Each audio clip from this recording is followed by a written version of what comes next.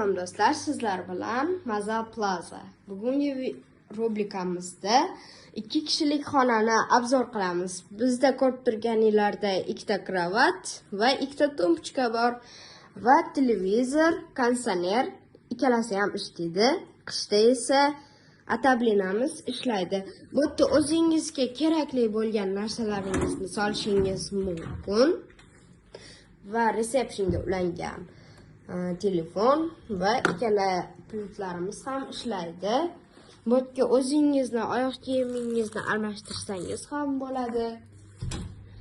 Va ko'rib turganingizda bu yerda bizning dushovoy, unitas, rakvina, zubnoy cho'tka va shampun ko'rib turishingiz mumkin.